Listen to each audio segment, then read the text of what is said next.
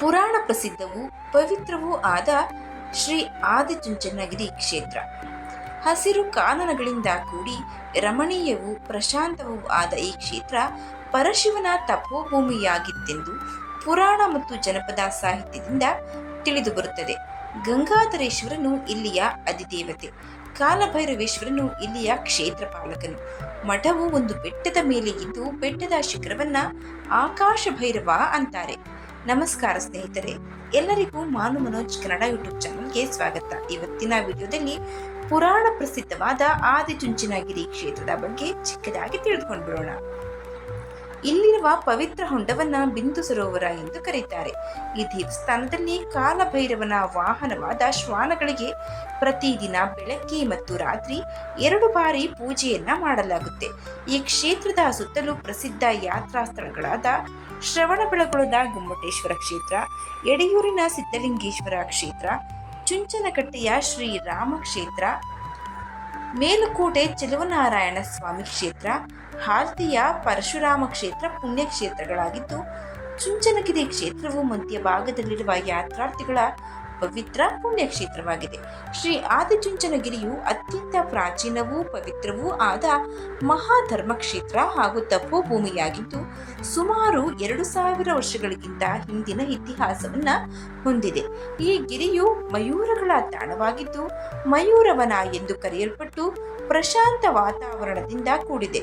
ಪ್ರಾಚೀನ ಕಾಲದಿಂದಲೂ ಸಿದ್ಧರು, ಸಂತರು, ಸಾಧುಗಳು, ಋಷಿಗಳು, ಯೋಗಿಗಳು ಮತ್ತು ತಪಸ್ವಿಗಳು ಇಲ್ಲಿ ಅನುಷ್ಠಾನ ಮಾಡಿ ಜೀವನದ ಪರಮ ಗುರಿಯನ್ನ ತಲುಪಿದ್ದಾರೆ. ಪುರಾಣದಲ್ಲಿ ಉಕ್ತವಾಗಿರುವಂತೆ ಶ್ರೀಪೀಠವು ಸ್ಥಾಪನೆಯಾದದ್ದು ತ್ರೇತಾಯುಗದಲ್ಲಿ. ಪರಮೇಶ್ವರನೇ ಈ ಪೀಠದ ಸ್ಥಾಪಕ. ಆ ಪ್ರಕಾರ ಈ ಕ್ಷೇತ್ರವು ಪ್ರಾಚೀನವಾದದ್ದೆಂದು ನಮಗೆ ತಿಳಿದು ಬರುತ್ತದೆ. ಶ್ರೀ ಕ್ಷೇತ್ರದ ಮಹತ್ವವನ್ನ ಸಾರುವ ಪುರಾಣ ಕಥೆ. ಸಿದ್ಧಯೋಗಿಯ ಅವತಾರವನ್ನ ತಾಳಿದ ಪರಶಿವನು ಗಜಾರಣ್ಯದ ಚುಂಚನಕಟ್ಟೆಗೆ ಬಂದು ಕಾವೇರಿ ನದಿ ತಟದಲ್ಲಿ ತಪೋಮಗ್ನನಾಗ್ತಾನೆ. ತ್ರೇತಾಯುಗದಲ್ಲಿ ತಂದೆಯ ಆಜ್ಞಾನುಸಾರವಾಗಿ ಶ್ರೀರಾಮನು ಲಕ್ಷ್ಮಣ ಮತ್ತು ಸೀತೆಯೊಡನೆ ದಂಡಕಾರಣ್ಯದ ಪಂಚವಟಿ ತೀರದಲ್ಲಿ ವಾಸ ಮಾಡ್ತಾ ಇದ್ದಾಗ ರಾವಣನು ಸೀತಾಪಹರಣ ಮಾಡಿದ ಬಳಿಕ ಸೀತಾನ್ವೇಷಣೆಗೆ ಹೊರಟಿದ್ದ. ರಾಮ ಲಕ್ಷ್ಮಣರು ಚುಂಚನಕಟ್ಟೆ ಕ್ಷೇತ್ರದಲ್ಲಿ ತಪಸ್ಸು ಮಾಡುತ್ತಿದ್ದ ಶಿವನನ್ನ ಕಂಡು ಭಕ್ತಿಯಿಂದ ವಂದಿಸಿದಾಗ ಪ್ರಸನ್ನನಾದ ಶಿವನು ನಿಮ್ಮ ಇಷ್ಟಾರ್ಥವು ನೆರವೇರಲೆಂದು ಆಶೀರ್ವದಿಸಿ ಶ್ರೀರಾಮನಿಗೆ ತನ್ನ ಸ್ಥಾನವನ್ನ ಬಿಟ್ಟುಕೊಟ್ಟು ಪ್ರಶಾಂತವೂ ರಮಣೀಯವೂ ಆದ ಚುಂಚನಗಿರಿಗೆ ಬಂದು ತಪೋಮಗ್ನನಾದನು ಎಂಬ ಇತಿಹಾಸವಿದೆ. ಚುಂಚನಕಟ್ಟೆಯಲ್ಲಿ ಇಂದು ಒಂದು ಶ್ರೀರಾಮ ದೇವಾಲಯವಿರುವುದನ್ನು ಕಾಣಬಹುದು. ಈ ಗಿರಿಯ ದಟ್ಟವಾದ ಅರಣ್ಯದಲ್ಲಿ ಚುಂಚ ಕಂಚರೆಂಬ 2 ಸೋದರ ರಾಕ್ಷಸರು ವಾಸವಾಗಿರ್ತಾರೆ. ಅವರು ಜನರಿಗೆ ಹಿಂಸೆಯನ್ನ ಕೊಡ್ತಾ ಇದ್ದರೆಂದು ಇವರ ಹಿಂಸೆಯನ್ನ ಸಹಿಸಲಾರದೆ ಜನರು ಶಿವನ ಮೊರೆ ಹೊಕ್ಕಾಗ ಶಿವನು ಈ ರಾಕ್ಷಸರನ್ನ ಸಂಹರಿಸಿದನೆಂದು ಮೊದಲು ಚುಂಚ ವಾಸ ಮಾಡಿಕೊಂಡಿದ್ದ ಈ ಗಿರಿಗೆ ಚುಂಚನಗಿರಿ ಎಂಬ ಹೆಸರು ಬಂದಿತ್ತೆಂದು ಜನಪದ ಸಾಹಿತ್ಯದಿಂದ ತಿಳಿದು ಬರುತ್ತದೆ. ಶ್ರೀ ಆದಿಚುಂಚನಗಿರಿ ಸ್ಥಳ ಮಹಾತ್ಮೆ ಕೃತಿಯ ಪ್ರಕಾರ 12 ಮಂದಿ ನಾಥರಲ್ಲಿ ಪ್ರಥಮ ನಾಥನು ಶಿವಸ್ವರೂಪನೂ ಆದ ಸಿದ್ಧಯೋಗಿಯು ಅಲ್ಲಲ್ಲಿ ಸಂಚರಿಸಿ ಧರ್ಮವನ್ನ ಉಪದೇಶಿಸುತ್ತಾ ಚುಂಚನಗಿರಿಗೆ ಬಂದನು. ಇವನನ್ನ ಕಂಡು ಸಂತೋಷಗೊಂಡ ಶಿವನು, ಎಲೈ ಸಿದ್ಧಯೋಗಿಯೇ, ಈ ಕ್ಷೇತ್ರವು ನನ್ನ ತಪಸ್ಸಿನಿಂದ ಪವಿತ್ರವಾಗಿದೆ. ಇಲ್ಲಿ ನಾನು ಪಂಚಲಿಂಗಗಳಾಗಿ ಆವಿರ್ಭವಿಸುತ್ತೇನೆ. ನೀನಿಲ್ಲಿ ನೆಲೆಸಿ ಪಂಚಲಿಂಗಗಳನ್ನ ಸ್ತಂಭಾಂಬೆಯನ್ನು ಆರಾಸುತ್ತಾ ಲೋಕೋಪಕಾರವನ್ನ ಮಾಡು. ಈ ತಪೋಭೂಮಿಯು ಆದಿಪೀಠ. ಇದು ನಿನ್ನ ಪರಂಪರೆಗೆ ಸೇರಿದ್ದು ಉಳಿದ 11 ನಾಥಪೀಠಗಳಿಗೆ ಅಪತಿಗಳನ್ನ ನೇಮಿಸುವ ಆಕಾರ ನಿನ್ನದೇ. ಅವರು ನಿನ್ನ ಆಜ್ಞಾನವರ್ತಿಗಳಾಗಿ ನಡೆದುಕೊಳ್ಳಬೇಕು ಎಂದು ಹೇಳಿ ರಜತಾದ್ರಿಗೆ ತೆರಳುತ್ತಾನೆ ಪರಮೇಶ್ವರ. ಪರಶಿವನ ಆಜ್ಞೆಯಂತೆ ಆದಿಪೀಠವಾದ್ದರಿಂದ ಚುಂಚನಗಿರಿಗೆ ಆದಿಚುಂಚನಗಿರಿ ಎಂಬ ಹೆಸರು ಬಂತು. ಸಿದ್ಧಯೋಗಿಯು ಈ ಕ್ಷೇತ್ರದಲ್ಲಿ ನೆಲೆಸಿ ಆಶ್ರಮದ ಎಲ್ಲಾ ಕಾರ್ಯವನ್ನು ಸಮರ್ಪಕವಾಗಿ ನಿರ್ವಹಿಸುತ್ತಾನೆ. ಅನಂತರ ಕರ್ಮನಾಥನೆಂಬ ವ್ಯಕ್ತಿಯು ಬಂದು ಸಿದ್ಧಯೋಗಿಯ ಸೇವೆಯಲ್ಲಿ ನಿರತನಾಗ್ತಾನೆ. ಇವನ ಆಚಾರ, ದೈವಭಕ್ತಿ, ಸೇವೆಗಳಿಗೆ ಸಂಪ್ರೀತನಾದ ಸಿದ್ಧಯೋಗಿಯು ಸಂಪ್ರದಾಯದಂತೆ ಅವನಿಗೆ ದೀಕ್ಷೆ ಕೊಟ್ಟು ಮಂತ್ರೋಪದೇಶ ಮಾಡಿ ತನ್ನ ಶಿಷ್ಯನನ್ನಾಗಿ ಸ್ವೀಕರಿಸುತ್ತಾನೆ. ಸಕಲ ಶಾಸ್ತ್ರಗಳನ್ನರಿತ ಸಿದ್ಧಯೋಗಿಯು ಗಂಗಾಧರೇಶ್ವರ ದೇವಾಲಯವನ್ನ ಕಟ್ಟಿಸಿದನು. ಭೈರವೇಶ್ವರ ಮತ್ತು ಸ್ತಂಭಾಂಬೆಯನ್ನ ಪ್ರತಿಷ್ಠಾಪನೆ ಮಾಡಿಸಿದನು. ಜಾತಿ ಮತ ಭೇದವಿಲ್ಲದೆ ಎಲ್ಲರೂ ಮಠದ ಸದ್ಭಕ್ತರಾದರು. ಅನ್ನದಾನವು ಪ್ರಾರಂಭವಾಯಿತು. ಸಿದ್ಧಯೋಗಿಯು ಲೋಕ ವ್ಯವಹಾರವನ್ನ ತ್ಯಜಿಸಿ ತಪಸ್ಸಿಗೆ ಹೋಗಲು ಬಯಸಿ ಕರ್ಮನಾಥನಿಗೆ ಸಿದ್ಧ ಸಿಂಹಾಸನವನ್ನ ವಹಿಸಿದನು. ಹೀಗೆ ಪುರಾಣ ಪ್ರಸಿದ್ಧವೂ ಪ್ರಾಚೀನವೂ ಆದ ಆದಿಚುಂಚನಗಿರಿ ಮಠವು ಸುದೀರ್ಘವಾದ ಗುರು ಪರಂಪರೆಯನ್ನ ಹೊಂದಿದ್ದು, ಈವರೆಗೆ 71 ಧರ್ಮಗುರುಗಳು ಶ್ರೀ ಕ್ಷೇತ್ರದ ಸಿದ್ಧ ಸಿಂಹಾಸನವನ್ನ ಏರಿದ್ದಾರೆ. ಎಲ್ಲಾ ಧರ್ಮಗುರುಗಳು ಲೋಕ ಕಲ್ಯಾಣಾರ್ಥವಾಗಿ ಧರ್ಮೋಪದೇಶ ಮತ್ತು ಜ್ಞಾನ ಮಾರ್ಗಗಳ ಅರಿವು ಮೂಡಿಸುತ್ತಾ ಬಂದಿದ್ದಾರೆ. ಶ್ರೀಮಠಕ್ಕೆ ಹೋಗುವ ದಾರಿಯ ಪಕ್ಕದಲ್ಲಿಯೇ ಎಡಗಡೆಗೆ ಶ್ರೀ ಕಾಲಭೈರವೇಶ್ವರ ಸ್ವಾಮಿಯ ದೇವಸ್ಥಾನವಿದೆ. ಕಾಲಭೈರವನ ಬಗೆಗಿರುವ ಕತೆ ಸಿದ್ಧಲಿಂಗ ಪುರಾಣದಲ್ಲಿ ಈ ರೀತಿ ಇದೆ. ರಾಕ್ಷಸ ಸಂಹಾರಾರ್ಥವಾಗಿ ವಿಷ್ಣು ಮೋಹಿನಿಯ ರೂಪವನ್ನ ತಾಳಿ ತನ್ನ ಕಾರ್ಯವಾದ ಮೇಲೆ ಸ್ವಧಾಮಕ್ಕೆ ಹಿಂದಿರುಗ್ತಾನೆ. ಆದರೆ ಶಿವನು ಮೋಹಿನಿಯ ಸೌಂದರ್ಯವನ್ನ ಕಂಡು ವ್ಯಾಮೋಹಗೊಂಡನು. ಶಿವನ ಸಂಬಂಧದಿಂದ ಗರ್ಭಿಣಿಯಾದ ಮೋಹಿನಿಯು ಶಿವಶಕ್ತಿಯನ್ನ ಗರ್ಭದಲ್ಲಿ 9 ತಿಂಗಳ ಕಾಲ ಧರಿಸಲು ಸಾಧ್ಯವಾಗಲಿಲ್ಲ. ಹೀಗೆ ಅಕಾಲದಲ್ಲಿ ಜನಿಸಿದ ವಿಷ್ಣು ಮತ್ತು ಶಿವರ ಶಕ್ತಿಗೆ ಅಕಾಲ ಭೈರವನೆಂದು ಹೆಸರು ಬಂತು. ಮುಂದೆ ಇವನೇ ಕಾಲಭೈರವನೆಂದು ಪ್ರಸಿದ್ಧನಾಗಿ ಶಿವನ ದ್ವಾರಪಾಲಕನಾದನು. ಪಾರ್ವತಿಯ ಮಕ್ಕಳೆಂದು ಪ್ರಸಿದ್ಧರಾದ ಲೋಕಕ್ಕೆ ಅನ್ನದಾತರಾದ ಒಕ್ಕಲಿಗರಿಗೆ ಆರಾಧ್ಯ ದೇವನಾಗು ಎಂಬ ಶಿವಾಜ್ಞೆಯಂತೆ ಕಾಲಭೈರವನು ಆದಿಚುಂಚನಗಿರಿಗೆ ಬಂದು ನೆಲೆಸಿದ ಎಂದು ತಿಳಿದುಬರುತ್ತೆ. ಭೈರವನ ಬಗ್ಗೆ ಭಕ್ತರು ಹಾಡಿರುವ ಜನಪದ ಗೀತೆಗಳು ಸಹ ಭೈರವನ ಲೀಲೆಯನ್ನ ಹೇಳುತ್ತೆ. ಬಾಗಿಲು ಭೈರವನನ್ನ ಅನ್ನದಾನಿ ಭೈರವ ಎಂದು ಕರೆಯುವುದು ರೂಢಿಯಲ್ಲಿದೆ. ಇದಲ್ಲದೆ ಬೆಟ್ಟದ ಭೈರವ, ಕಾಲಭೈರವ ಮುಂತಾದ ಹೆಸರುಗಳಿಂದ ಕರೆಯುತ್ತಾರೆ.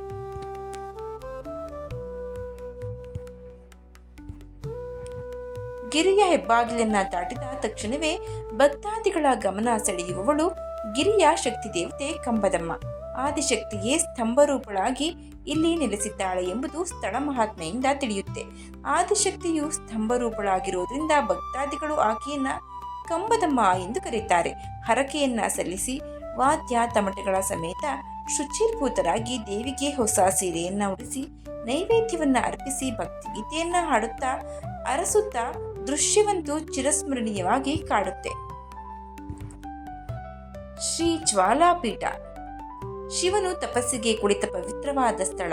ಅವನ ತೇಜಸ್ಸಿನ ಅಂಶದಿಂದ ಕೂಡಿರೋದ್ರಿಂದ ಈ ಪೀಠಕ್ಕೆ ಜ್ವಾಲಾಪೀಠ ಅಥವಾ ಅಗ್ನಿಪೀಠ ಎಂಬ ಹೆಸರು. ಇದನ್ನ ಭಕ್ತರು ಹುರಿಗದ್ದಿಗೆ ಅಂತಾಲೂ ಕರೀತಾರೆ. ಈಶ್ವರನಿಗೆ ಸ್ಥಾಪಿತವಾದ ಪೀಠಗಳಲ್ಲಿ ಇದೇ ಮೊದಲನೆಯ, ಆದ್ದರಿಂದ ಇದಕ್ಕೆ ಆದಿಚುಂಚನಗಿರಿ ಪೀಠವೆಂಬ ಹೆಸರು ಬಂತು. ಈಶ್ವರನು ಈ ಪೀಠವನ್ನ ಸಿದ್ಧಯೋಗಿಗೆ ಬಿಟ್ಟು ಕೊಡುವಾಗ ತಾನೇ ಸ್ವತಃ ಇದರ ಮಹತ್ವವನ್ನ ಹೀಗೆ ವರ್ಣಿಸಿದ್ದಾನೆ.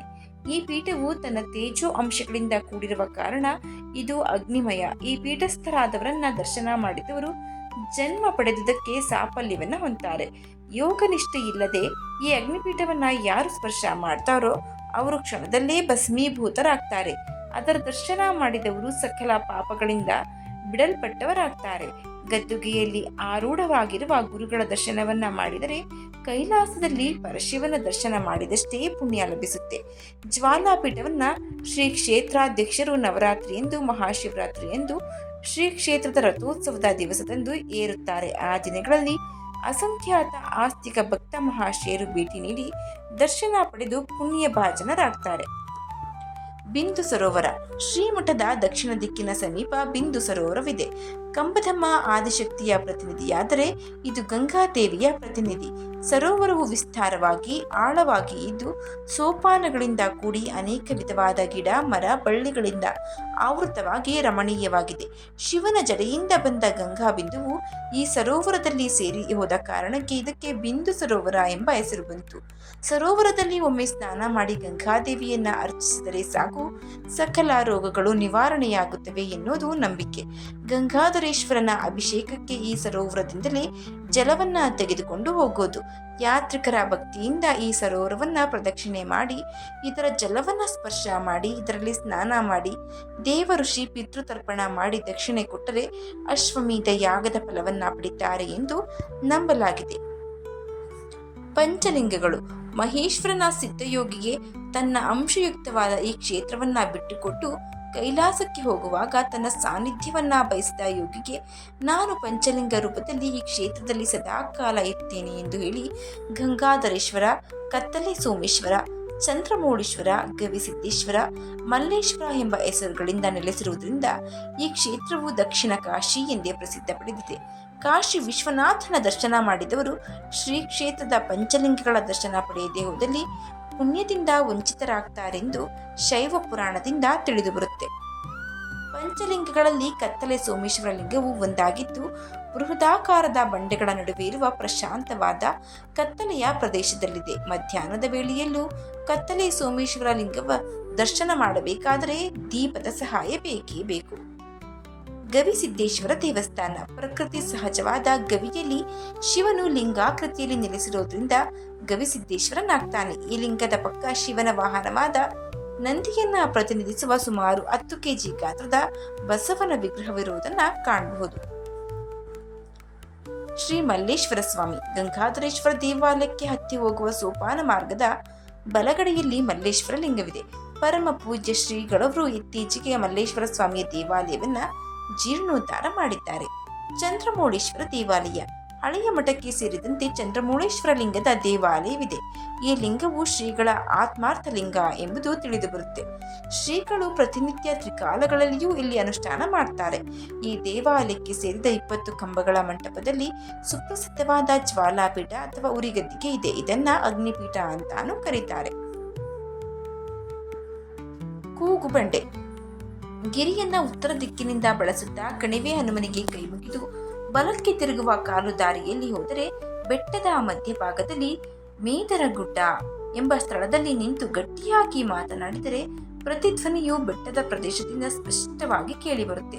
ದೂರದ ಬಂಡೆಗಳಲ್ಲಿ ಅಡಗಿಕೊಂಡು ಯಾರೋ ಸ್ಪಷ್ಟವಾಗಿ ಮರುಧ್ವನಿ ಕೊಡುವಂತೆ ಬರುವ ಪ್ರತಿಧ್ವನಿ ಎಲ್ಲರನ್ನೂ ಬೆರಗುಗೊಳಿಸುತ್ತೆ. ಕೂಗುಬಂಡೆಯ ಮುಂದೆ ಸಾಗಿದರೆ ಬೇಲದಕೆರೆ ಗ್ರಾಮಕ್ಕೆ ಹೋಗುವ ಮಾರ್ಗದ ಬಳಿ ಎಡೆ ಎತ್ತಿ ಸರ್ಪದ ಆಕಾರದಲ್ಲಿರುವ ನಾಗರಕಲ್ಲು ಇದೆ. ಇದನ್ನು ನೋಡಿದವರಿಗೆ ಬಂಡೆ ಈ ಆಕಾರವನ್ನ ಹೇಗೆ ಹೊಂದಿತು ಎಂಬುದೇ ಆಶ್ಚರ್ಯವಾಗುತ್ತೆ. ಇಲ್ಲಿಂದ ಸ್ವಲ್ಪ ಮುಂದೆ ಹೋದರೆ ಸಪ್ಪೆ ಸ್ವಾಮಿ ಗುಹೆ ಇದೆ. ಇಲ್ಲಿ ಒಬ್ಬ ಸಾಧು ಸಪ್ಪೆ ಅನ್ನವನ್ನ ಊಟ ಮಾಡ್ತಾ ವಾಸವಾಗಿದ್ದ. ಅದಕ್ಕಾಗಿ ಸಪ್ಪೆ ಸ್ವಾಮಿ ಗುಹೆ ಅಂತ ಕರೀತಾರೆ. ಅನ್ನಪೂರ್ಣೇಶ್ವರಿ ಈ ವಿಗ್ರಹವು ಜ್ವಾಲಾಪೀಠದ ಹಿಂಭಾಗದಲ್ಲಿದೆ. ಜಗದಂಬೆ ಪಾರ್ವತಿ ಶ್ರೀ ಅನ್ನಪೂರ್ಣೇಶ್ವರಿಯಾಗಿ ಕ್ಷೇತ್ರದಲ್ಲಿ ನೆಲೆಸಿರುವುದರಿಂದ ಈಕೆಯ ಅನುಗ್ರಹದಿಂದ ಮಠಕ್ಕೆ ಗುರುದರ್ಶನಕ್ಕಾಗಿ ಬರುವ ಸಮಸ್ತ ಭಕ್ತಾದಿಗಳಿಗೂ ವ್ಯಾಸಂಗ ಮಾಡ್ತಿರುವಂತಹ ಸಹಸ್ರಾರು ಮಂದಿ ವಿದ್ಯಾರ್ಥಿಗಳಿಗೂ ನಿತ್ಯ ಅನ್ನದಾಸೋಹ ನಡೆಯುತ್ತೆ. ಪುರಾತನ ಕಾಲದಿಂದ ಈ ಮಠಕ್ಕೆ ಅನ್ನದಾನಿ ಮಠ ಎಂಬ ಹೆಸರು ಬರಲು ಅನ್ನಪೂರ್ಣೇಶ್ವರಿಯ ಮಹತ್ವವೇ ಕಾರಣ. ಒಟ್ಟಾರೆಯಾಗಿ ಹೇಳಬೇಕೆಂದರೆ ಒಂದು ದಿನದ ಪ್ರವಾಸಿ ಸ್ಥಳವಾಗಿ ಚುಂಚನಗಿರಿಗೆ ಮಹತ್ವದ ಸ್ಥಾನವನ್ನ ಕೊಡಬಹುದು. ಅಷ್ಟೇ ಅಲ್ಲದೆ ಐತಿಹಾಸಿಕ ಪುರಾಣವನ್ನ ಹೊಂದಿರುವ ಈ ಸ್ಥಳವನ್ನ ನೋಡೋದ್ರಿಂದ ನಮ್ಮ ಸಕಲ ಪಾಪಗಳನ್ನ ಕಳೆದುಕೊಳ್ಳಲು ಒಂದು ಮಾರ್ಗವೂ ಸಿಗಬಹುದು. ಈ ಮಾಹಿತಿ ನಿಮ್ಗೆ ಇಷ್ಟ ಆಗಿದ್ರೆ ದಯವಿಟ್ಟು ಶೇರ್ ಮಾಡಿ, ಲೈಕ್ ಮಾಡಿ. ವಿಡಿಯೋ ಬಗ್ಗೆ ನಿಮ್ಮ ಅನಿಸಿಕೆ ಅಭಿಪ್ರಾಯವನ್ನ ಕಮೆಂಟ್ ಬಾಕ್ಸ್ ನಲ್ಲಿ ತಿಳಿಸಿ. ಚಾನಲ್ನ ಸಬ್ಸ್ಕ್ರೈಬ್ ಮಾಡ್ಕೊಂಡೆ ನೋಡ್ತಾ ಇದ್ರೆ ದಯವಿಟ್ಟು ಸಬ್ಸ್ಕ್ರೈಬ್ ಮಾಡ್ಕೊಂಡು ನೋಡಿ. ಧನ್ಯವಾದಗಳು.